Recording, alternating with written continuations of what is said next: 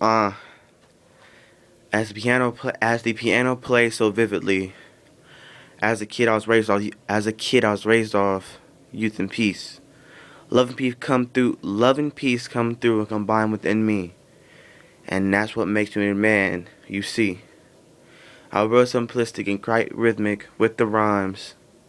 I used to sit down and just cry and I wept sometimes. People used to be mean to me and pick on me all the time in my life. But it's hard being real in society that doesn't like those who are different than them. They try to strive them down and bring them down and say that they're hell sent. Most of the ways and the views of the world that I had as a kid matter now and more relevant than they ever were or ever once did.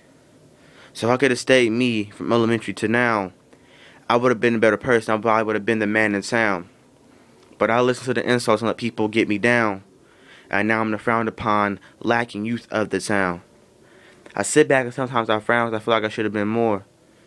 As of now, it sucks being 17 and knowing that you have not even opened up one of life's doors. Yeah, graduation is cool, don't get me wrong. But this is a whole different type of love song. I'm preaching love and peace and banish with the hate. At Valentine's Day, and it doesn't apply for just the girl you with or the male you with. It applies for the family and the world that you're in. Every time I turn the corner, I see somebody preaching hate. People quicker to sit back and spit and throw up in your face. First sit back and say, I love you and go about your way. I wish the best for you, even though you're being mean to me today. I'm not one to bring people down and frown and talk around people like they used to clown.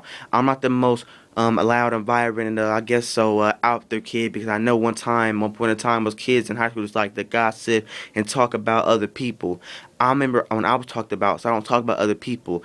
I'm taking lessons in my life to become a better person, maybe influence some other people, versus sit back and become one of the people. In a society that is trapped up with so super with the lights, fashion, the cars, clothes, the vanity that traps us in, and make sure we don't open up any doors. We sit back and close the doors, sit back and do other things that we shouldn't do, like drugs, and that's just whack. I sit back, I'm chilling and I'm wildin'. Who says this kid can't be styling? My family's not the best, neither is my life. But I'm trying to be happy, I sit back and write. Have the dreams, the goals, the ambition to sit back and study and go and flow. Trying to make sure I open up the low end of life doors before I die. Who would have known?